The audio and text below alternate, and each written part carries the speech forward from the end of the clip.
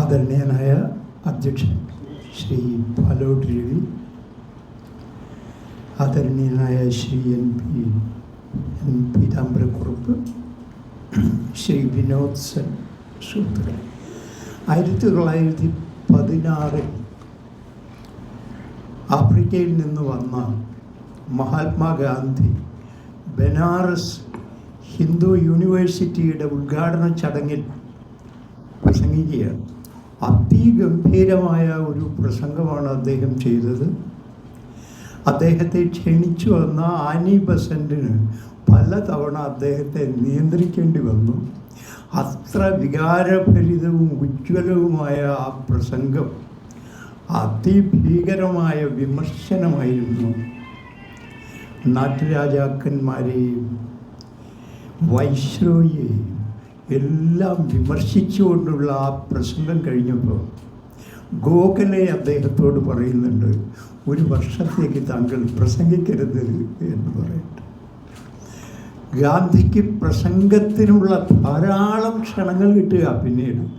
പക്ഷേ അദ്ദേഹം പ്രസംഗത്തിൻ്റെ ലാവണ്യത്തിൽ പെട്ടുപോയാൽ എൻ്റെ ആശയങ്ങൾ എനിക്ക് ആവിഷ്കരിക്കാനാവില്ല എന്ന് മനസ്സിലാക്കി സംഭാഷണങ്ങളെ മാത്രം പിൽക്കാലത്ത് തന്നെ മാധ്യമമായി സ്വീകരിച്ചു. മുസോളിനിയുമൊക്കെ വലിയ ഒച്ചയിൽ സംസാരിച്ചു കൊണ്ടിരുന്നപ്പോൾ ശ്രദ്ധിച്ചാൽ മാത്രം കേൾക്കുന്ന ശബ്ദത്തിൽ ഗാന്ധി ഓരോരുത്തരോടായി സംസാരിച്ചു കൊണ്ടിരുന്നു. ഓരോ വ്യക്തിയും അയാൾ അഭിസംബോധന ചെയ്യപ്പെടുന്നതായി ഗാന്ധിയുടെ പ്രസംഗത്തിൽ നിന്ന് തിരിച്ചറിഞ്ഞു. അങ്ങനെ എല്ലാ കാര്യങ്ങളിലും എന്നതുപോലെ പ്രസംഗത്തിൻ്റെ ധാടിയും ത്യജിച്ചു ഗാന്ധി ഒറ്റ പ്രസംഗം കൊണ്ട് എന്നാണ് പറയുന്നത്. അതുകൊണ്ട് അത്ര വിശ്വാസമൊന്നും ഈ പ്രസംഗം എന്ന് പറയുന്ന മാധ്യമത്തെക്കുറിച്ച് വേണ്ട. അലൗകിക സമരവും ലൗകിക സമരവും സമന്വയിച്ച 2 പ്രതിഭാശാലികളുടെ അഭിമുഖീകരണത്തിനാണ് വൈക്കം സത്യാഗ്രഹം പശ്ചാത്തലമായി തീർന്നത്. ഗുരുവിൻ്റെ ശിഷ്യനായ ടി കെ മാധവൻ, ഗാന്ധിയുടെ ആരാധകനായ ടി കെ മാധവൻ ആണ് ഈ 2 പേരെയും ഈ ഇടത്തിൽ എത്തിച്ചതിൻ്റെ മുഖ്യ കാരണം. ടി കെ മാധവൻ ഈ വഴി നടക്കാൻ സമ്മതിക്കാത്ത അവസ്ഥയോട് വളരെ പ്രതികരിച്ചു. പല മെമ്മോറാണ്ടങ്ങൾ നൽകി രാജാവിനും ഒക്കെ. സ്വാധീന സ്ഥലങ്ങളിലെല്ലാം ദിവാനെയും ഒക്കെ പോയി കണ്ടു. ഒരു അനുകൂലമായ മറുപടിയും വന്നില്ല. അപ്പോഴാണ് തിരുനെൽവേലിയിൽ 1922 മഹാത്മാഗാന്ധി വരുന്നത്. മഹാത്മാഗാന്ധിയെ പോയി കണ്ട് തൻ്റെ സങ്കടം, തൻ്റെ സമുദായത്തിൻ്റെ സങ്കടം, പുതിയ ഭാരതം മാറേണ്ടതിൻ്റെ ആവശ്യകത എല്ലാം ഗാന്ധിയോട് പറയുന്നു, ആവശ്യപ്പെടുന്നു. ഗാന്ധി അദ്ദേഹത്തിനോട് ചോദിക്കുന്നു, ഈ അവർണർക്ക് വേണ്ടത് വിദ്യാഭ്യാസവും പൊതു ഇടങ്ങളിൽ അവസരങ്ങളുമല്ലേ? അത് കഴിഞ്ഞിട്ട് പോരെ ഈ ക്ഷേത്രം? ഗാന്ധി വലിയ ക്ഷേത്രാരാധകനൊന്നും ആയിരുന്നില്ല.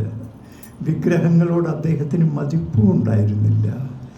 അദ്ദേഹം ഹിന്ദു മതത്തിൻ്റെ ആത്മീയതയ്ക്ക് വേണ്ടി സംസാരിച്ചുവെങ്കിലും അദ്ദേഹം ഒരിക്കലും ഇങ്ങനെ ക്ഷേത്രാരാധനയിൽ മുഴുകിയ ഒരാളൊന്നുമല്ല. ഗുരു വിശ്വസിച്ചതുപോലെ തന്നെ വിദ്യാലയങ്ങളാണ് യഥാർത്ഥ ക്ഷേത്രങ്ങൾ എന്ന് ഗാന്ധിയും വിശ്വസിച്ചിരുന്നു. അതുകൊണ്ടാണ് ഇങ്ങനെ ചോദിച്ചത്. പക്ഷേ ടി കെ മാധവൻ അദ്ദേഹത്തോട് പറഞ്ഞു, ഇത് ഒരു വലിയ വാതിലാണ്. ഈ വാതിൽ തുറന്നാൽ സർവ്വജനങ്ങൾക്കും സ്വാതന്ത്ര്യം അലയടിക്കുന്ന ഒരു ലോകത്തിലേക്ക് വരാൻ സാധിക്കുമെന്ന് ഞാൻ സങ്കല്പിക്കുന്നു. അതുകൊണ്ട് ഈ പ്രശ്നം ചെറുതല്ല. ഒരു മതത്തിൽപ്പെട്ട മുൻനിരക്കാർക്ക് മാത്രമായി ഒരു ക്ഷേത്രം ഉണ്ടാവുക, ആ ക്ഷേത്രത്തിന് ചുറ്റുമുള്ള നടവഴിയിൽ പോലും സവർണർക്കല്ലാതെ നടക്കാൻ കഴിയാതെ വരിക, ഈ ഭീകരമായിട്ടുള്ള അവസ്ഥയ്ക്ക് ഒരു പരിഹാരം വേണ്ടതല്ലേ? അങ്ങ് സഹകരിക്കണം, സഹായിക്കണം എന്ന് പറയുന്നു. ഗാന്ധി പ്രശ്നങ്ങളൊക്കെ ചോദിച്ച് മനസ്സിലാക്കി ഞാൻ വരുന്നതാണ് എന്ന് പറയുന്നു. അങ്ങനെ 1924 അദ്ദേഹം ഇവിടെ വരികയും ചെയ്തു. അന്ന് നടന്ന ഈ അഭിമുഖം സംഭാഷണം ഒരുപക്ഷെ എന്താണ് സംവാദം എന്നതിനെക്കുറിച്ച് നമുക്ക് ശരിയായ ധാരണ നൽകും. പരസ്പരം എന്തൊരാദരവോടെയാണ് ഈ രണ്ട് മഹാസന്യാസിമാരും സംസാരിച്ചത് എന്ന് ഞാനത് വായിക്കാം. വളരെ കുറച്ചേ ഉള്ളൂ. ഇങ്ങനെ ഒരു ദിവസം അത് വായിക്കാതെ വെറുതെ പ്രഭാഷണം ചെയ്യുന്നത് നിരർത്ഥകമാണ് എന്നെനിക്ക് തോന്നുന്നു. അതുകൊണ്ട്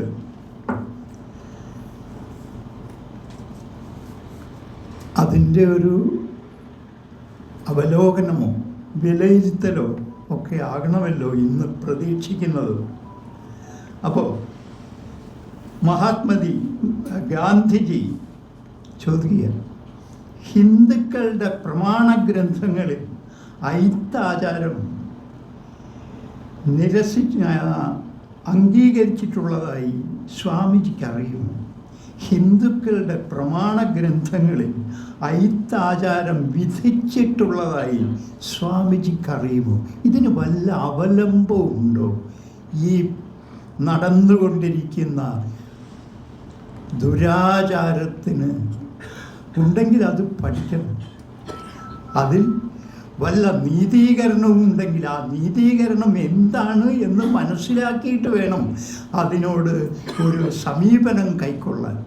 അത് ശ്രീനാരായണ ഗുരുവിനെ പോലെ ഒരാചാര്യനോട് അല്ലാതെ ആരോട് ചോദിക്കാൻ? അതുകൊണ്ട് ശ്രീനാരായണ ഗുരു മറുപടി പറയുന്നു ഏറ്റവും ഹ്രസ്വമായി, ഇല്ല.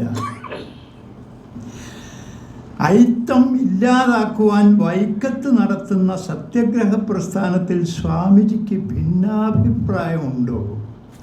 അടുത്ത ചോദ്യമാണ്. എൻ്റെ വഴിയാണ് അവർ സ്വീകരിച്ചിരിക്കുന്നത്.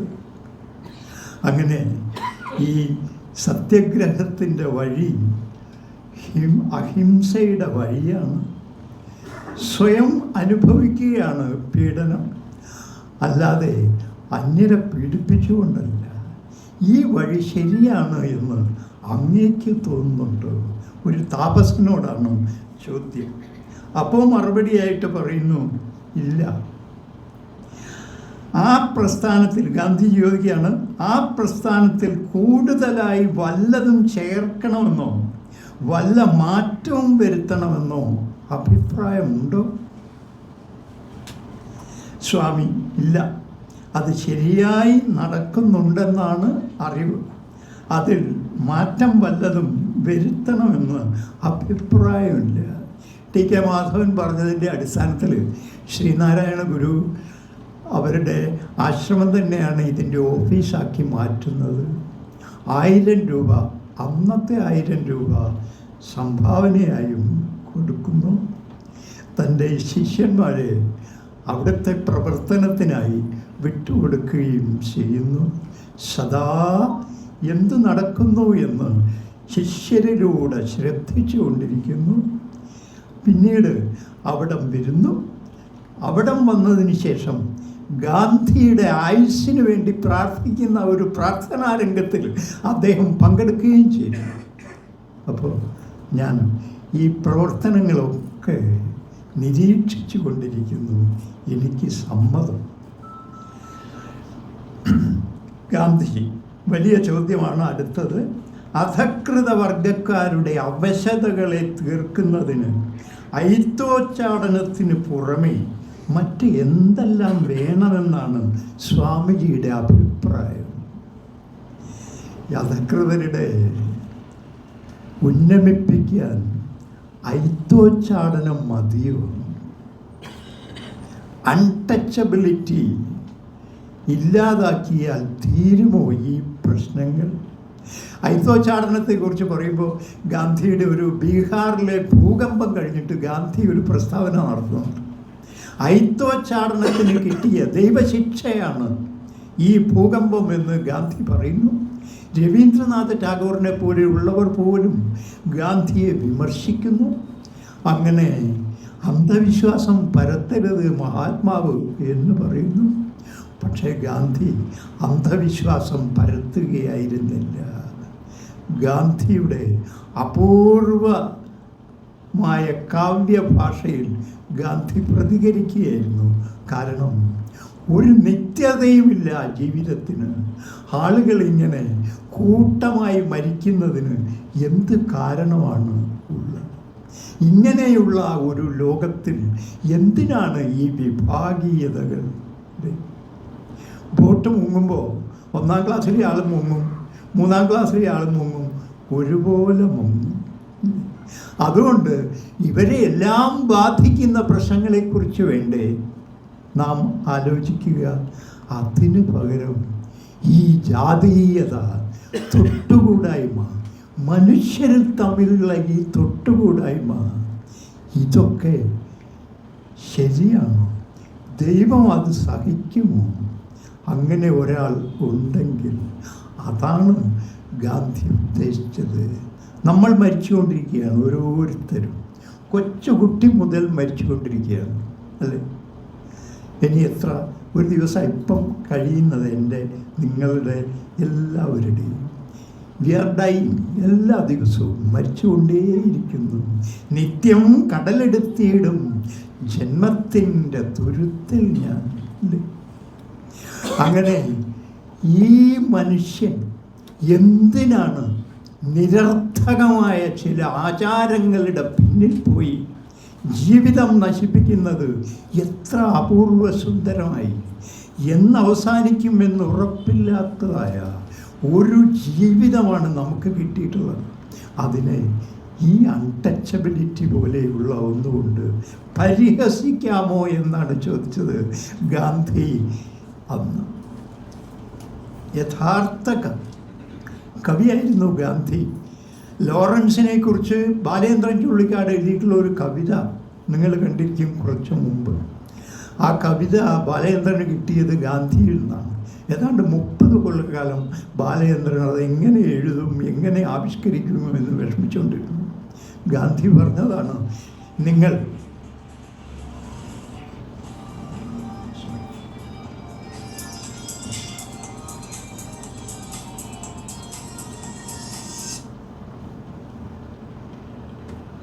നിങ്ങൾ തോട്ടികൾ എന്നവരെ പറയുന്നുണ്ടല്ലോ, അവർ അവരുടെ മലമല്ല ചുമക്കുന്നത്, നിങ്ങളുടെ മലമാണ്. ഇതാണ് ഗാന്ധിയുടെ വാക്യം. ഗ്രേറ്റ്നെസ് എപ്പോഴും കവിതകളിലൂടെ സംസാരിക്കും. ഗ്രേറ്റ്നെസ് അത് ശ്രീനാരായണ ഗുരുവിലാകട്ടെ, അത് മഹാത്മാഗാന്ധിയാകട്ടെ, കവിതകളിലൂടെയാണ് അത് സംസാരിക്കുക.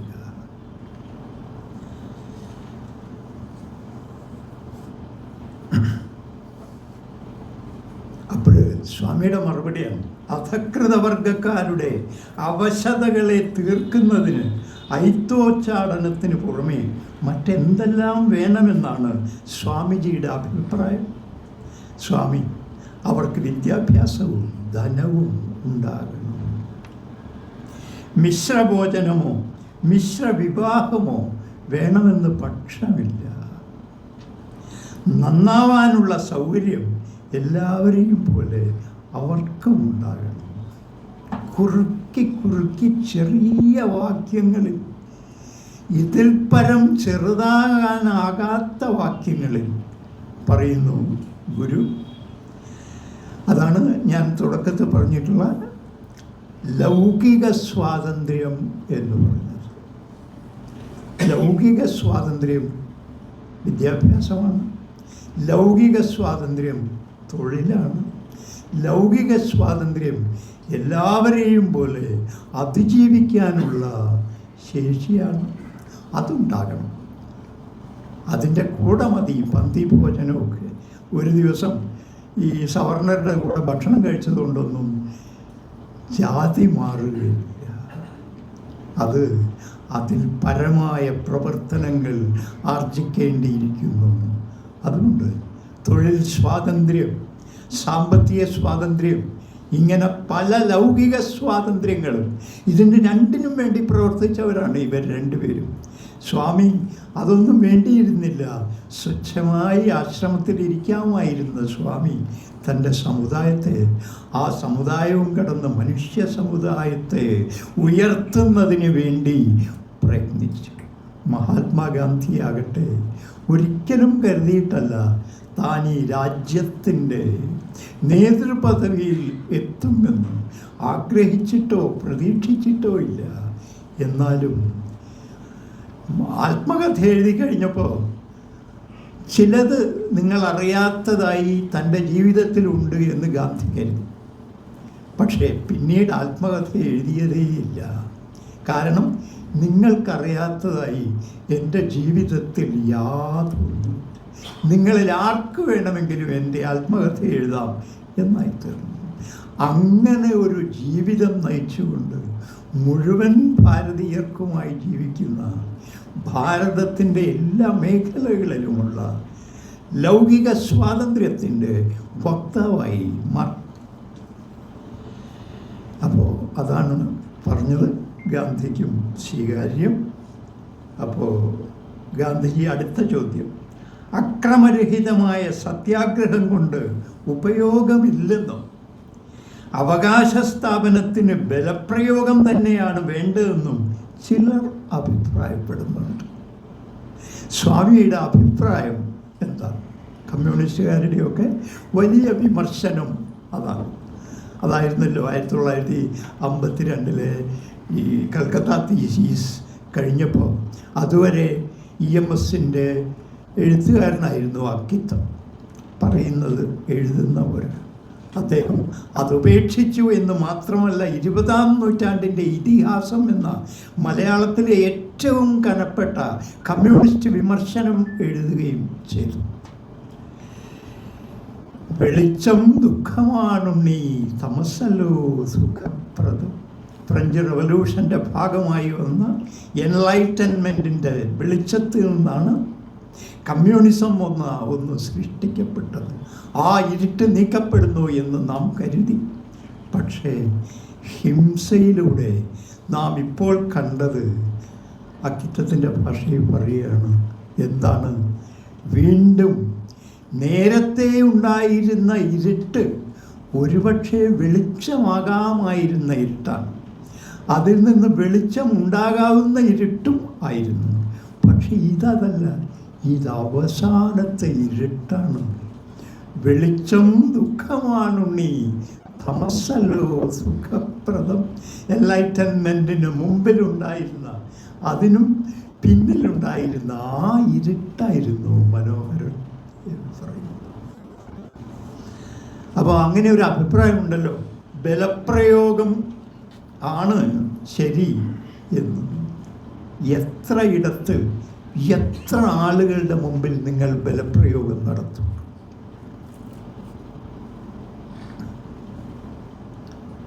അങ്ങനെ ബലപ്രയോഗം നടത്തുമ്പോൾ നിങ്ങൾ അപരനോട് ചെയ്യുന്ന ശത്രുത വർദ്ധിക്കുകയല്ലാതെ കുറയും. എനിക്ക് ശത്രുവില്ല ഗാന്ധിക്ക്.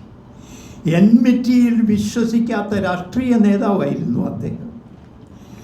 അതുകൊണ്ട് ആൾ ഇൻക്ലൂസീവ് ആയിരുന്നു ഗാന്ധി. എല്ലാം ഉൾക്കൊള്ളുകയേ ചെയ്തിട്ടുള്ളൂ. അതുകൊണ്ടാണ് തുടക്കത്തിലെ ആ ചോദ്യം ചോദിച്ചത്, എന്ത് വേദങ്ങളിൽ എവിടെയെങ്കിലും അയിത്തം വേണം എന്ന് പറയുന്നുണ്ടോ എന്ന ചോദ്യം ചോദിക്കാനുണ്ടായ കാരണം, അങ്ങനെയാണെങ്കിൽ അതും താൻ സ്വീകരിക്കാൻ തയ്യാറാണ് എന്നാണ്. ന്യായം ഏതായാലും അതിനനുസരിച്ച് മാറാൻ സദാ സന്നദ്ധനായിരുന്ന ഒരു മഹാത്മാഗാന്ധി ആളായിരുന്നു മഹാത്മാവ്. അയാളൊരു ബിക്കമിങ് ആണ്, ബീയിങ് ആയിരുന്നില്ല. ലൂയി ഫിഷർ പറയുന്നത്, മുൻകൂട്ടി നിശ്ചയിച്ച പ്രകാരം ഗാന്ധി ഒരു ദിവസവും ജീവിച്ചിട്ടില്ല എന്നാണ്. തലേ ദിവസത്തിൻ്റെ തുടർച്ചയായിരുന്നില്ല അടുത്ത ദിവസം. നമ്മൾ ഗൾഫിൽ പോകുന്നത് പോലെ, ഇത് വായിച്ചു കഴിയുമ്പോഴേക്കും എൻ്റെ പ്രശ്നവും കഴിയും. നമ്മൾ ഗൾഫിൽ പോകുന്നത് പോലെ ഗാന്ധി ആഫ്രിക്കയിൽ പോയതാണ്. വലിയ വക്കീൽ പണിയൊന്നും ഇല്ല ബോംബെയിൽ, പണം വേണ്ടേ. അങ്ങനെ പോയ ഒരാൾക്ക് ആദ്യമായിട്ട് ജോലി കിട്ടുന്നത്, ഒരു കേസ് കിട്ടുന്നത്, അത് രണ്ട് സഹോദരന്മാരുടെ തർക്കമാണ്. ഗാന്ധിയിലെ മനുഷ്യൻ ആദ്യമായിട്ട് ഉണരുകയാണ്. രണ്ട് സഹോദരന്മാർ തമ്മിൽ ഇങ്ങനെ കലഹിച്ച് അതൊരു കോടതിയിലെത്തുക എന്തൊരു ദയനീയമായ അവസ്ഥയാണ്. അദ്ദേഹം അവരോട് സംസാരിക്കുന്നു, അവരെ അനുരഞ്ജനത്തിലെത്തുന്നു. പിന്നീട് ഗാന്ധി സ്വീകരിച്ച എല്ലാ കേസുകളും അനുരഞ്ജനത്തിലേക്ക് നടത്തുന്ന വഴികൾ മാത്രമായിരുന്നു. മാറുകയാണ് ഗാന്ധി. അതിന് കിട്ടിയിട്ടുള്ള ഒരു, അദ്ദേഹത്തിന് സ്വയം അനുഭവിച്ച ഒരു കൃതാർത്ഥതയും അതിന് കക്ഷികളിൽ നിന്നിട്ട് കിട്ടിയിട്ടുള്ള ഒരു അഭിനന്ദനവും ഒക്കെ അദ്ദേഹത്തിൻ്റെ വഴി രേഖപ്പെടുത്തുകയാണ്. അത് കഴിഞ്ഞിട്ട് ഗാന്ധി എങ്ങനെ രൂപപ്പെടുന്നു എന്നാണ് ഞാൻ പറയും. അത് കഴിഞ്ഞിട്ട് ഈ പല്ലൊക്കെ തെറിച്ചു പോയി, തീവണ്ടിയിൽ നിന്ന് ചവിട്ടി പുറത്താക്കി, അതൊക്കെ നിങ്ങൾക്ക് അറിയാവുന്ന കഥ, ഞാൻ പറയണമെന്നില്ല. പക്ഷേ അത് കഴിഞ്ഞിട്ട് ആകെ അപമാനത്തിലായി ഒരു മനുഷ്യൻ അർദ്ധരാത്രിയിൽ അറിയാത്ത ഒരു പ്രദേശത്ത് എന്തുമേൽ ഏകാഗ്രതയായിരിക്കും അനുഭവിച്ചിട്ടുണ്ടാവുക. ഇവിടെ നേരത്തെ ചിത്രങ്ങളിലേക്ക് നോക്കി ശ്രീ പാലോട് രവി പറഞ്ഞു, ഇവർ രണ്ടുപേരും ദുഃഖിതരല്ലേ ആയിരുന്നു. അതാണ് അവരുടെ ദാർശനിക ഗരിമ എന്ന് പറയുന്നത്. സന്തുഷ്ടരായിരുന്നില്ല, പ്രത്യക്ഷത്തിലായിരുന്നു, അത്രയും. അതിരിക്കട്ടെ. അപ്പോൾ ഇങ്ങനെ ഏകാന്തത അനുഭവിച്ചു കൊണ്ടിരിക്കുന്ന ഈ സമയത്ത് ഗാന്ധി, അന്ന് മോഹൻദാസ് തൻ്റെ സമാനമായ അനുഭവങ്ങളിലൂടെ കടന്നു പോയിട്ടുണ്ടാകാവുന്ന ഇന്ത്യക്കാരോട്, ഏഷ്യക്കാരോട് ചോദിച്ചു, ഇതിനൊരു പ്രതിവിധിയുമില്ലേ? ഈ വെള്ളക്കാർ ഇത്ര ക്രൂരന്മാരായി ഇവിടെ സവർണർ എങ്ങനെ പെരുമാറുന്നോ അവർണരോട് അതേപോലെ ആ വഴിക്ക് നടന്നുകൂടാ, ആ വണ്ടിമുറിയിൽ ഇരുന്നുകൂടാ, അത് തന്നെ. അപ്പോൾ ഇങ്ങനെ ഇതിന് നമുക്കൊരു പ്രതിവിധിയുമില്ലേ? പ്രതികാരം മോഹൻദാസിൻ്റെ ഭാഷയല്ല, ഒരു പ്രതിവിധിയുമില്ലേ? അപ്പോൾ അവർ പറഞ്ഞു, തല കൊണ്ട് നിങ്ങൾക്ക് കന്മതിൽ ഇടിച്ച് തകർക്കാനാകുമോ? വെറും തല കൊണ്ട് കന്മതിൽ ഇടിച്ച് തകർക്കാനാകുമോ എന്ന് ചോദിച്ചു. ഗാന്ധിയുടെ ഉള്ളിലൊരു ചിരി വിടരുകയാണ്. മനുഷ്യന് തല കൊണ്ടല്ലേ ഏത് കന്മതിലും ഇടിച്ച് തകർക്കാനാകും? 2 വർഷം എടുത്തില്ല. അവിടെ അഭേദ്യമായ പല കന്മതിലുകളും തല കൊണ്ട് ഗാന്ധി ഇടിച്ചു തകർത്തു. അതിന് അദ്ദേഹം സ്വീകരിച്ച മാധ്യമമായിരുന്നു സത്യാഗ്രഹം. ആ സത്യാഗ്രഹം മതിയാവുമോ ഇവിടെ എന്നാണ് ചോദിച്ചത്.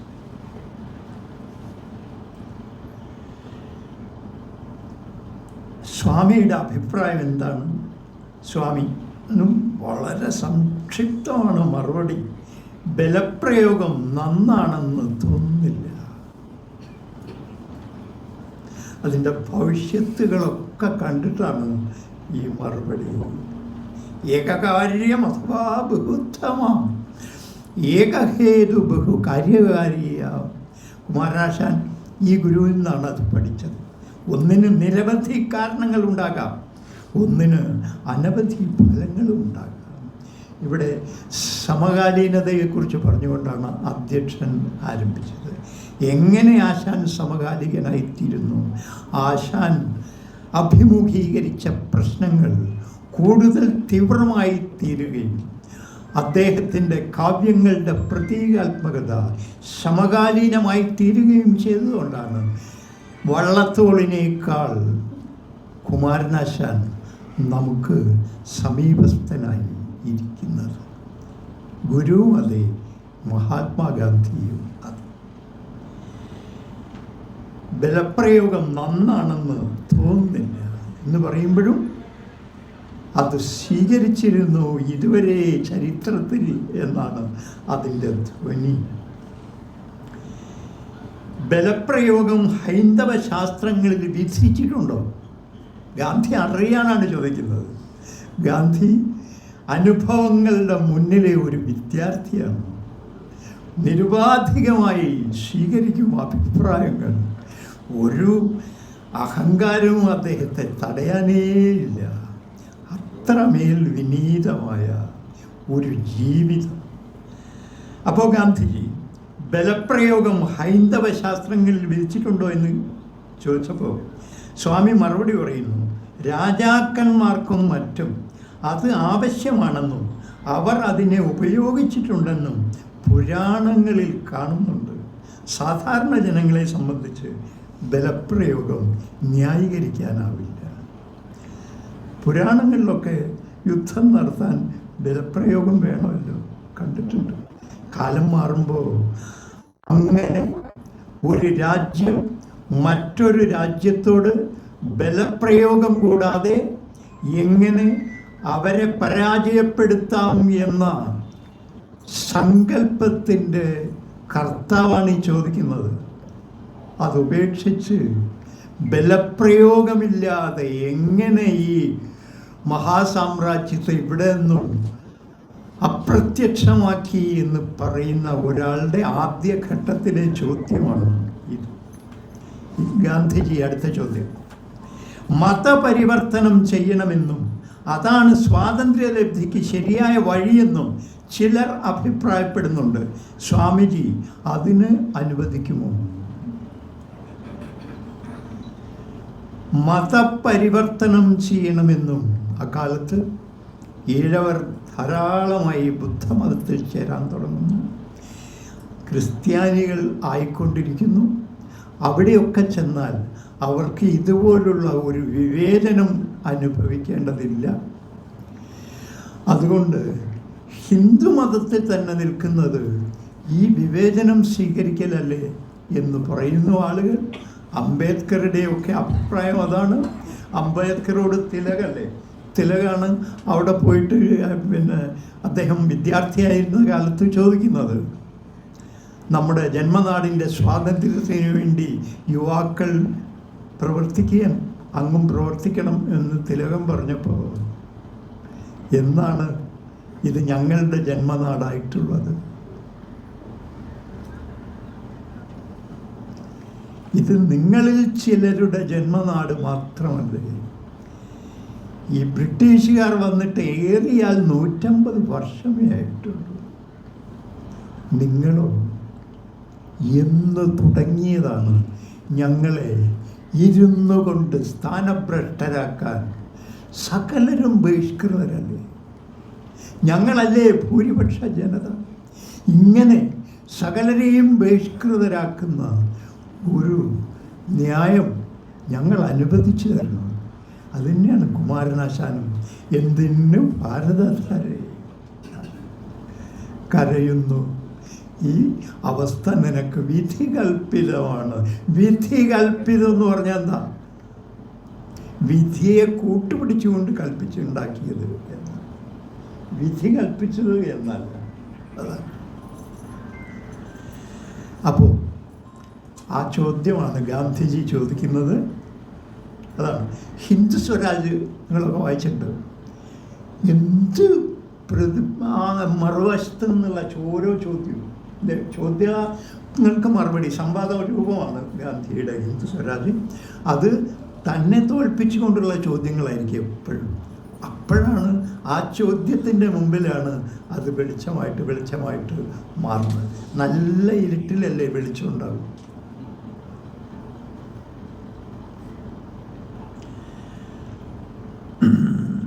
അപ്പോൾ സ്വാമി മറുപടി പറയുന്നു, മതപരിവർത്തനം ചെയ്തവർക്ക് സ്വാതന്ത്ര്യങ്ങൾ ലഭിച്ചു വരുന്നതായി കാണുന്നുണ്ട്.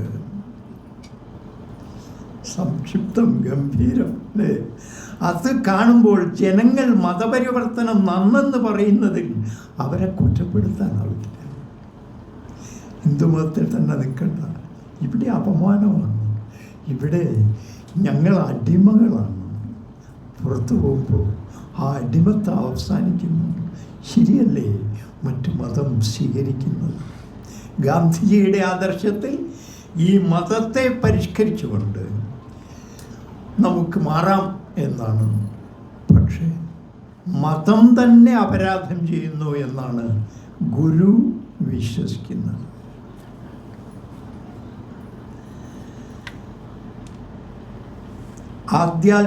ഗാന്ധിജിയുടെ അടുത്ത ചോദ്യമാണ്, ആധ്യാത്മികമായ മോക്ഷലാഭത്തിന് ഹിന്ദുമതം മതിയാകുമെന്ന് സ്വാമിജി വിചാരിക്കുന്നുണ്ടോ?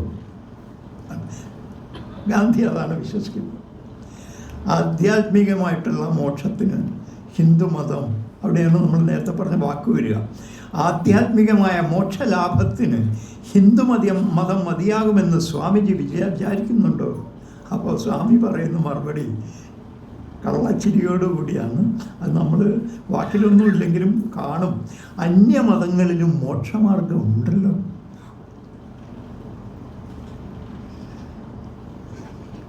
ഇസ്ലാമിൽ മോക്ഷമാർഗമുണ്ടല്ലോ, ക്രിസ്ത്യാനികൾ മോക്ഷമാർഗമല്ലേ തേടുന്നത്? ഏതിലാണ് ഇല്ലാത്തത് എന്ന് മുട്ടുകുത്തിക്കുന്ന ഉത്തരം.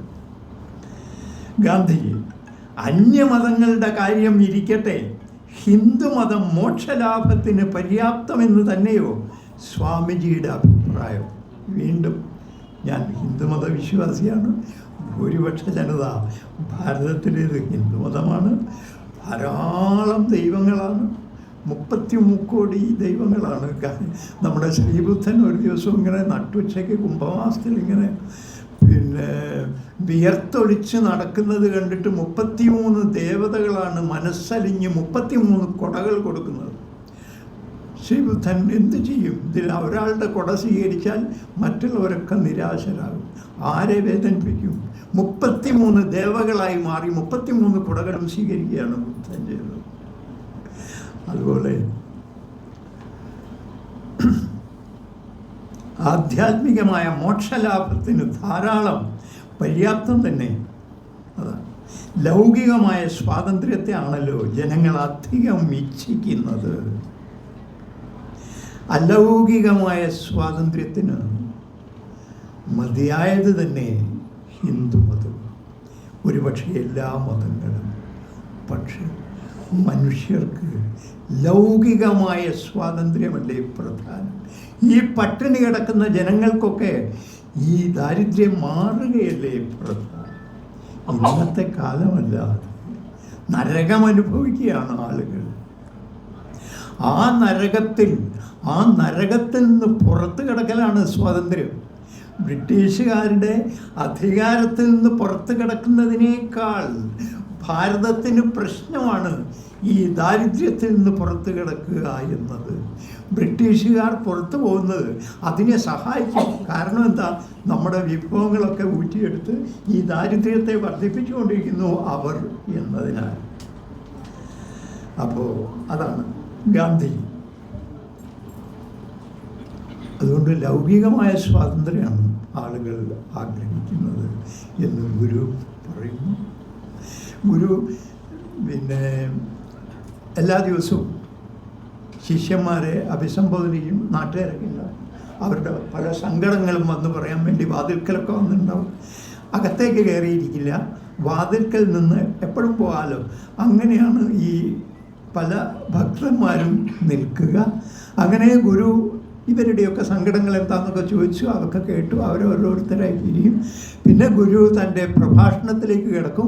2 ആളുകളാണ് ഹാളിൽ ശേഷിക്കുക. നടരാജ് ഗുരു, പിന്നെ മറ്റൊരാളാണ്, പേരെന്നോട് വിട്ടുപോയി. ഇങ്ങനെ 2 പേരാണ് ശേഷിക്കുക പോലും. അപ്പോൾ സ്വാമി ആധ്യാത്മികം, അതുകൊണ്ട് ആളുകൾക്ക് ഈ ആധ്യാത്മിക ബോധമൊന്നുമല്ല. ഈ ആവശ്യപ്പെട്ടിരിക്കുന്നത് മുഴുവൻ ലൗകിക സ്വാതന്ത്ര്യത്തിന് വേണ്ടിയിട്ടാണ്. വീടില്ല, കിണറില്ല, പട്ടിണിയാണ്, മകൻ മരിച്ചു, ഇങ്ങനെ വേദനയാണ്, ഇതെല്ലാമാണ്. അതൊക്കെ പരിഹരിക്കുക എന്നാണ്. ഗാന്ധിജി അല്ല, സ്വാമി അതിനുണ്ട്. ഗാന്ധിജി അഹിംസാചാരവും മറ്റും വായിച്ചല്ലോ. ഗാന്ധിജി ലൗകിക സ്വാതന്ത്ര്യത്തിനാണല്ലോ നാം പരിശ്രമിക്കുന്നത്, അത് സഫലമാകാതെ വരുമോ? ഈ സംഭാഷണത്തിലെ ഏറ്റവും ഗംഭീരമായിട്ടുള്ള സ്ഥലത്തേക്കാണ് നമ്മൾ വരുന്നത്, രണ്ടുപേരും കൂടിയുള്ള. ലൗകിക സ്വാതന്ത്ര്യത്തിനാണല്ലോ നാം പരിശ്രമിക്കുന്നത്, ഗാന്ധിയും ഈ സ്വാതന്ത്ര്യ സമരം മുഴുവൻ. അപ്പോൾ അത് സഫലമാകാതെ വരുമോ എന്നാണ് ചോദിച്ചത് സ്വാമി. അത് സഫലമാകാതെ വരില്ല. അതിലെ രൂഢമൂലത ഓർത്താൽ പൂർണ്ണ ഫലപ്രാപ്തിക്ക് മഹാത്മജി വീണ്ടും അവതരിക്കേണ്ടി വരും. ഈ ജന്മത്തിൽ അത് സാധിക്കുമെന്ന് വിചാരിക്കണ്ട. ഈ പൂർണ്ണമായിട്ടുള്ള ഫലം അതെ, അത് അസാധ്യം, ഇന്നും അസാധ്യം. അതാണല്ലോ അയാളെ ഋഷിയാക്കുന്നത്. ഗാന്ധിജി ചിരിച്ചുകൊണ്ട് ഗാന്ധിക്ക് ബോധ്യമാകുന്നു, എൻ്റെ ആയുഷ്കാലത്തിൽ തന്നെ അത് സഫലമാകുമെന്നാണ് എൻ്റെ വിശ്വാസം. എൻ്റെ ആയുഷ്കാലത്തിൽ തന്നെ അത് സഫലമാകുമെന്നാണ് എൻ്റെ വിശ്വാസം. അധകൃത വർഗക്കാരിൽ തന്നെ അയിത്താചാരം ഉണ്ടല്ലോ. അതാണപ്പം പെട്ടെന്ന് ഗാന്ധിക്ക് പോയ ഒരു ബുദ്ധി. ഇത് സവർണരും അവർണരും തമ്മിലുള്ള ഒരു പ്രശ്നമൊന്നുമല്ല. ഈഴവർക്ക് പുലയരോടുമുണ്ട് ഇതേ പ്രശ്നം, പുലയർക്ക് സാമ്പവരോടുമുണ്ട് ഇതേ പ്രശ്നം. ഈ ജാതിയായി തിരിഞ്ഞ് യുദ്ധം ചെയ്യുക എന്നത് ഭാരതീയൻ്റെ മനസ്സിലെന്നോ പതിച്ചു വെച്ചിരിക്കുന്നു. ആരോ എവിടെയും ജാതി. ഓഫീസർ വേറെ ജാതി, ഈ കീഴുദ്യോഗസ്ഥന്മാർ ഓരോ ജാതി, എല്ലായിടത്തും. പണ്ട് വിദ്യാഭ്യാസത്തിലും അധ്യാപകന്മാർ ഉന്നത ജാതി, കുട്ടികൾ താഴ്ന്ന ജാതി. എന്താണ് ഈ ഒരു വലിയ തത്വചിന്തകൻ്റെ പേര് എന്നോട് കിട്ടും. അയാൾ പറയുന്ന 3 തരത്തിലാണ് വിദ്യാഭ്യാസം. അതൊന്ന് ഐ ഇറ്റ്, രണ്ടാമത്തേത് ഐ യു, മൂന്നാമത്തേത് ഐ ദൗ. എന്താ ഈ പറഞ്ഞ 3 വിദ്യാഭ്യാസത്തിൻ്റെ പ്രശ്നം? ഞാൻ സർവജ്ഞനാണ്, ഈ കുട്ടിക്കൊന്നും അറിഞ്ഞൂടാ. അതുകൊണ്ട് അതിന് ഇറ്റ്, ഞാൻ മനുഷ്യൻ, അതൊരു വസ്തു. രണ്ടാമത്തേത് DPEP ഒക്കെ വന്നു കഴിഞ്ഞപ്പോൾ പെട്ടെന്നുണ്ടായിട്ടുള്ള ഒരു മാറ്റം, അത് വേണ്ട വിധത്തിൽ കൈകാര്യം ചെയ്യാതെ പറ്റാത്തതുകൊണ്ട് പരാജയപ്പെട്ടു. ആ മാറ്റത്തിൽ ഒരു ഐ യു ആയി തീർന്നു, പരസ്പരം തുല്യരായി മാറി. അതും കഴിഞ്ഞിട്ടുള്ള ഒരു വിദ്യാഭ്യാസമാണ് ഗുരുവിനും ശിഷ്യനോടും ഉള്ളത്. ഉപനിഷത്ത് പറയുന്നത്, മഹാത്മാഗാന്ധി വിനോബയോട് സംസാരിക്കുമ്പോൾ ഉണ്ടാകുന്നത്, ശ്രീരാമകൃഷ്ണന് വിവേകാനന്ദനോട് സംസാരിക്കുമ്പോൾ ഉണ്ടാകുന്നത്, വിവേകാനന്ദനെ കണ്ടപ്പോൾ വിവേകാനന്ദൻ അത്ഭുതപ്പെട്ടതിനേക്കാൾ ശ്രീരാമകൃഷ്ണ പരമഹംസർ അത്ഭുതപ്പെടുന്നു. ഇതിനായിരുന്നു ഞാൻ കാത്തിരുന്നത് എന്ന് പറഞ്ഞ് ആനന്ദ കണ്ണീരൊഴുക്കുന്നു ശ്രീരാമകൃഷ്ണ പരമഹംസർ. എന്താ കാര്യം? ഐ ദൗ, നീയാൽ ഞാനും, എന്നാൽ നീയും ഉയർത്തപ്പെടുന്നു. അതാണ് വിദ്യാഭ്യാസം. ഒരർത്ഥത്തിൽ ഇവിടെ നാം കാണുന്നത് അതേ സംഭാഷണക്രമമാണ്. I thou. സ്വാമി ഒരു ഗാന്ധി പറഞ്ഞല്ലോ, ഒരു അധകൃത വർഗക്കാരിൽ തന്നെ അയിത്താചാരമുണ്ടല്ലോ. സ്വാമിജിയുടെ ക്ഷേത്രങ്ങളിൽ എല്ലാവർക്കും പ്രവേശനം അനുവദിച്ചിട്ടുണ്ടോ? സ്വാമി എല്ലാവർക്കും പ്രവേശനം അനുവദിച്ചിട്ടുണ്ട്. പുലയക്കുട്ടികളും ശിവഗിരിയിൽ മറ്റുള്ളവരോടൊപ്പം ഊണ് കഴിച്ച് താമസിച്ച് പഠിക്കുന്നുണ്ട്. ആരാധനകളിലും സംബന്ധിക്കുന്നു. ഗാന്ധിജി വളരെ സന്തോഷം. സ്വന്തം വീട്ടിൽ, ആശ്രമത്തിൽ, ഗാന്ധിയുടെ വീട് ആശ്രമമാക്കാൻ ശ്രമിച്ചു. അപ്പോൾ ആ വീട്ടിൽ ഒരു ദളിതനെ താമസിപ്പിച്ചപ്പോൾ കസ്തൂർബ കലഹിച്ചു.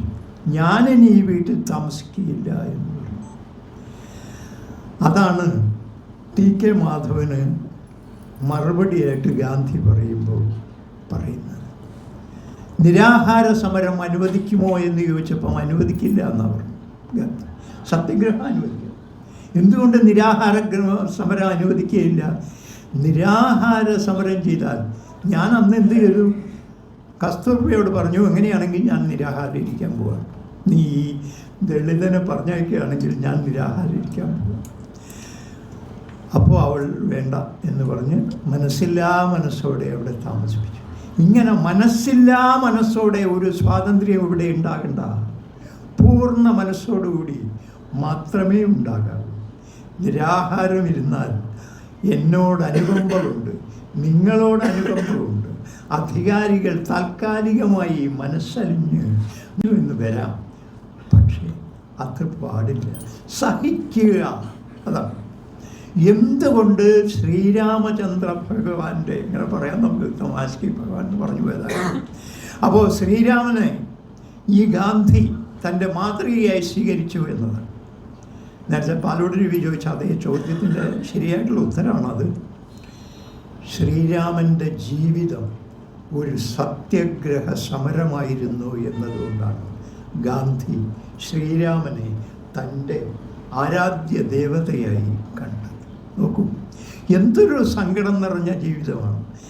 നാരദനോട് ചോദിക്കുന്നുണ്ട്, ഗുണവാനായി വീര്യവാനായി ആരാണ് ഭൂതലത്തിൽ ഒരു മഹാമാതൃകയായി ഉള്ളത് എന്ന് ചോദിക്കും. അപ്പോൾ പറയുന്നു രാമൻ. എന്നിട്ട് ആ കഥ പറഞ്ഞു കൊടുക്കും. അപ്പോഴേ ഉള്ളിൽ തട്ടി ആ കഥയിലെ വേദന. അതിന് ശേഷമാണ് പക്ഷികളിലൊന്നിനെ വേടൻ അമ്പെയ്തപ്പോൾ മാനിഷാദ എന്ന് പറയുന്ന വാക്ക് അയാളിൽ നിന്ന് ഉണ്ടാകുന്നത്. ആ ശ്ലോകം എന്താണ് എന്ന് വാൽമീകി മനസ്സിലാകുന്നില്ല. കാരുണ്യത്തിൽ നിന്നും ഉണർന്നു വന്നിരിക്കുന്ന ഈ ശ്ലോകത്തിൻ്റെ, ഇതുവരെ അയാൾ ഉപയോഗിച്ചിട്ടില്ല ഇങ്ങനത്തെ ഒരു ഭാഷ. ഈ അപൂർവ ഭാഷ എന്താണ് എന്ന് ബ്രഹ്മാവിനോട് ചോദിക്കുക. അപ്പോൾ അദ്ദേഹമാണ് പറയുന്നത്, ഇത് കവിതയാണ്. നീ ഇല്ലാതായാലും ഈ കവിത ഭൂതലത്തിലുണ്ടാകും. ആ കവിതയിൽ നീ കാവ്യങ്ങൾ എഴുതുക എന്ന് പറയുന്നു. ഈ കവിത, ഈ 4 വരി പ്രതിഷ്ഠാന്ത അഗമശാശ്വത, അത് എഴുതിയെടുക്കണമെന്ന് ശിഷ്യനോട് പറയുന്നുണ്ട്. അപ്പം തന്നെ മറന്നു പോരുത്. അത്ര അത്ഭുതം. അയാളുടെ കയ്യിൽ നിന്ന് പൊട്ടിയുണ്ടായതാണെങ്കിലും സ്പോണ്ടേനിയസ് ആയിട്ട് സംഭവിച്ചതാണെങ്കിലും ശരി, സ്പോണ്ടേനിയസ് ആയിട്ട് അല്ലാതെ സംഭവിക്കാത്ത വിധത്തിൽ അത്ര മധുരവും അത്ര ഗംഭീരവുമായിട്ടുള്ള ഈ വരി സമാനങ്ങളായി എത്രയോ സ്ഥലങ്ങളിൽ പ്രതിധ്വനിച്ചു കൊണ്ടിരിക്കുന്ന ഈ വരി എവിടെയും മാനിഷാദ, അരുത് കാട്ടാള എന്ന് നമ്മെക്കൊണ്ട് പറയിക്കുന്ന ഒരു വരിയുടെ മൂലം അയാളുടെ കയ്യിൽ കിട്ടി. അതെന്താണെന്ന് ബ്രഹ്മാവ് പറഞ്ഞു. എൻ്റെ സൃഷ്ടികളിൽ എന്നതുപോലെ ഭാഷയിൽ ചൈതന്യം വന്നിരിക്കുന്നു, ജീവൻ വന്നിരിക്കുന്നു. ആ ജീവനുള്ള ഭാഷയാണ് ഇത്. That is poetry. ആ പോയട്രിയാണ് പിന്നെ രാമായണം ആയിട്ട് മാറും. എന്തൊക്കെ വേദന നോക്കുക. അഭിഷേകം നിശ്ചയിച്ചു. അഭിഷേകം നിശ്ചയിച്ചപ്പോൾ അതാ വന്നിരുന്നു ഒരു മഹാശാപത്തിൻ്റെ ഫലം. ദശരഥൻ, അയാളും പ്രജാക്ഷേമയിക നിരതനായിരുന്നു. ആനകൾ ഇപ്പോഴത്തേതുപോലെ ശല്യമുണ്ടാക്കി കൃഷി തടസ്സപ്പെടുത്തിയപ്പോൾ അയാൾ അർദ്ധരാത്രിയിൽ ശബ്ദവേദിയായ അസ്ത്രവുമായി ചെന്ന് ഇരുട്ടിൽ അമ്പയക്കുന്നു. ആ അമ്പ് ചെന്ന് തൊട്ടുന്നത് എവിടെയെന്ന് അറിഞ്ഞുകൂടാ. പക്ഷേ ഉണരുന്നത് ഒരു മനുഷ്യൻ്റെ നിലവിളിയാണ്. ഓടി അടുക്കുകയാണ് അങ്ങോട്ട് ഒരു വൈശ്യകുമാരൻ. അച്ഛനും അമ്മയും അന്ധരാണ്, ആരുമില്ല. അയാളിതാ മരിച്ചിരിക്കുന്നു, മരിച്ചുകൊണ്ടിരിക്കുന്നു, എൻ്റെ അസ്ത്രം ഒന്ന് ഊരിത്തരൂ. വൈക്കം മുഹമ്മദ് ബഷീർ ഒരു സ്ഥലത്ത് പറയുന്നുണ്ട്, യുദ്ധകാലങ്ങളിൽ, ഏതോ കഥ ഓർമ്മിച്ച് പറയുന്നതാകാം, യുദ്ധകാലങ്ങളിൽ പ്രാർത്ഥനയുടെ സമയത്താണ് അസ്ത്രം ഊരിയെടുക്കുക. അത്ര പെയിനാണ് അസ്ത്രം ഊരുമ്പോൾ. അതാ അതുപോലെ ഈ യുവാവ് അസ്ത്രം ഊരിക്കൊടുക്കാൻ പറയും, അസ്ത്രം ഊരിക്കൊടുക്കുന്നു, ഈ വെള്ളം അവർക്ക് കൊടുക്കണം എന്ന് പറയുന്നു. ഒരു ദിവസമെങ്കിലും എൻ്റെ അഭാവത്തിലും അവരുടെ ദാഹം മാറട്ടെ. അവിടെ ചെല്ലുന്നു, വെള്ളം കൊടുക്കും. അങ്ങനെ ഈ വെള്ളമൊക്കെ കൊടുത്തിട്ട് ആരായി വന്നിരിക്കുന്നത്, എന്താണ് ഉണ്ടായത് എല്ലാം അന്വേഷിച്ച് കഴിഞ്ഞപ്പോൾ ആ 2 പേരും അവർക്കുള്ള ചിത കൂട്ടുവാൻ ആവശ്യപ്പെടുകയും അയാളെ ശപിക്കുകയും ചെയ്യുന്നു. സന്താന ദുഃഖം കൊണ്ട് ഞങ്ങളെങ്ങനെ ഈ ഭൂമുഖത്ത് നിന്ന് പോകുന്നുവോ അതുപോലെ പോകാൻ അങ്ങേക്കും ഇടവരട്ടെ. അഭിഷേക ദിവസമാണ് അതിൻ്റെ പ്രവർത്തനം. കൈകേയിക്ക് ഓർമ്മ വരുന്നു അവൾക്ക് കിട്ടിയ വരം. അത് ദശരഥനെ ഓർമ്മിപ്പിക്കുന്നു, കാട്ടിലേക്ക് അയക്കാൻ 14 വർഷത്തേക്ക്. അങ്ങനെ താൻ കുറ്റമൊന്നും ചെയ്തില്ല. അഭിഷേകം കഴിഞ്ഞ് രാജാവായിരിക്കേണ്ട ആൾ കാട്ടിൽ കഴിയുന്നു. അപ്പോഴും തീരുന്നില്ല ആ ദുര്യോഗം. രാവണൻ തൻ്റെ പ്രിയ പത്നിയെ അപഹരിച്ചു പോകുന്നു. അതുവരെ കുമാരനാശാൻ പറയുന്നത് പോലെ നളിനങ്ങളിൽ എന്നോടോടിയും എന്താണ് കളിയാടും പ്രിയനന്ന് കുട്ടി പോൽ. അങ്ങനെ ഭർത്താവ് എന്ന നിലയ്ക്കല്ല, കാമുകൻ എന്ന നിലയിൽ തന്നോടൊപ്പം ജീവിച്ചിരുന്ന ആൾ, ആ സ്ത്രീ അപഹരിക്കപ്പെട്ടിരിക്കുന്നു. പിന്നീട് അവളെ രക്ഷിക്കാനുള്ള യുദ്ധവും പ്രശ്നങ്ങളും. അതിശക്തമായ ഒരു എതിരാളിയെയാണ് തോൽപ്പിക്കേണ്ടത്.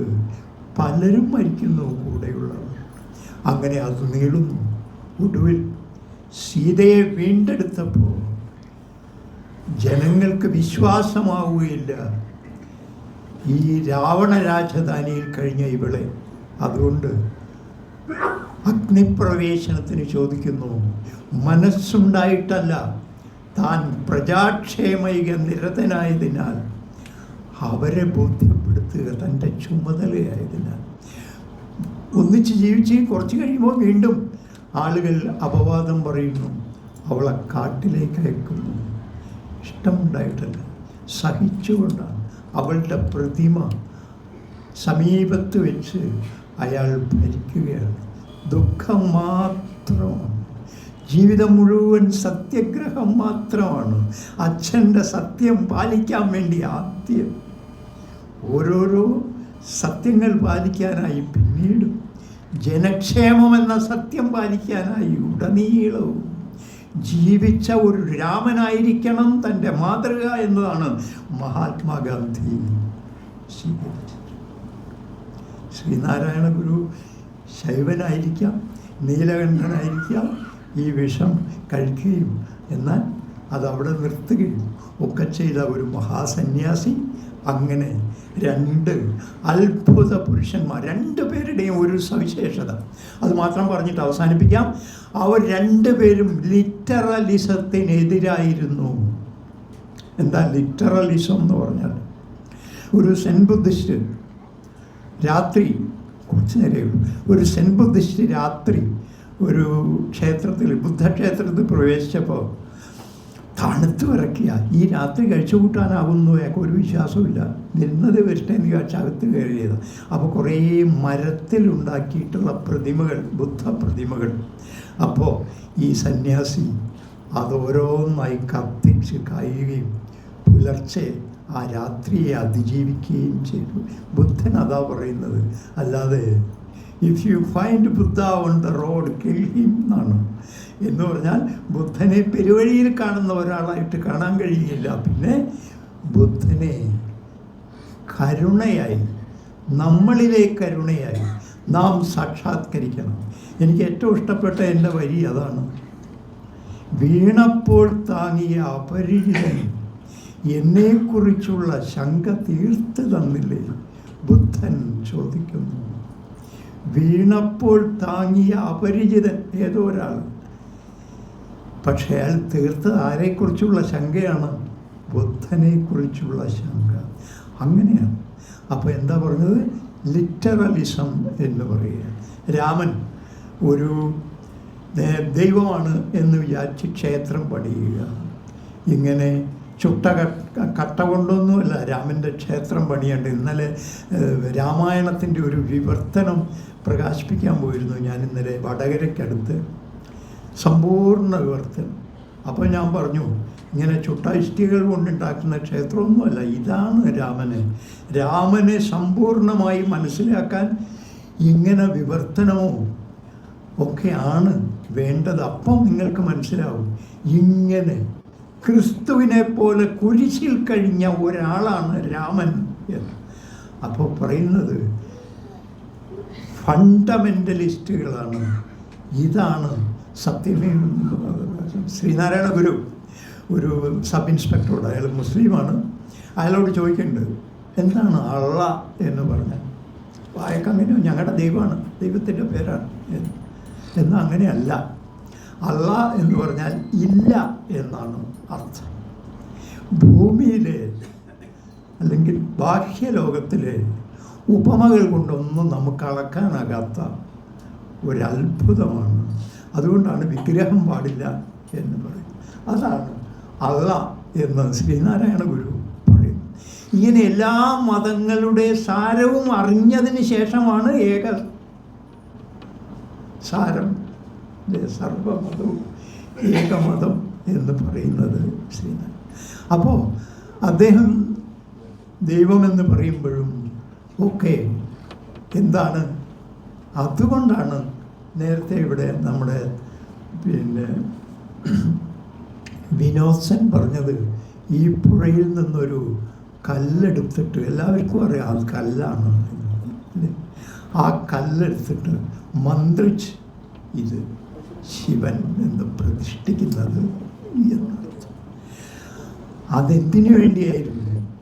ആളുകൾക്ക് അന്ധമായ വിഗ്രഹാരാധന ഉണ്ടാകുകയും ഇതാണ് ഈശ്വരൻ എന്ന തെറ്റിദ്ധാരണ ഉണ്ടാകുകയും ചെയ്തുകൊണ്ടാണ് അന്ന്. അത് വിഗ്രഹം മാത്രമാണ്.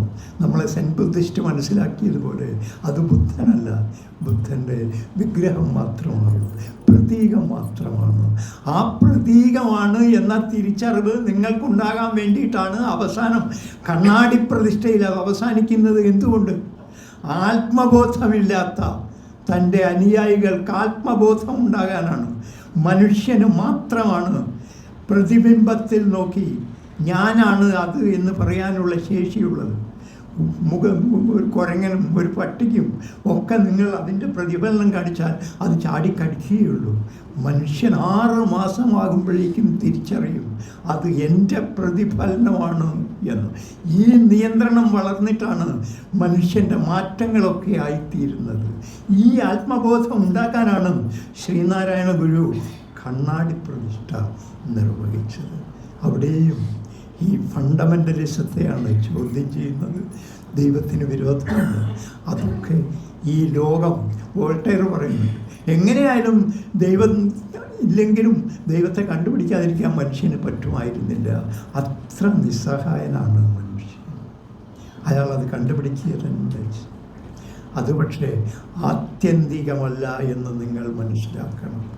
ഇത് മനസ്സിലായ 2 അത്ഭുത മനുഷ്യരാണ് മഹാത്മാഗാന്ധിയും ശ്രീനാരായണ ഗുരു. അവർ തമ്മിലുള്ള ഈ സംവാദം എന്തൊരു ഉജ്ജ്വല സംവാദം എന്നോർക്കുക. 100 വർഷമായി അത് നാം ഇന്ന് പുനരാലോചിക്കുന്നു.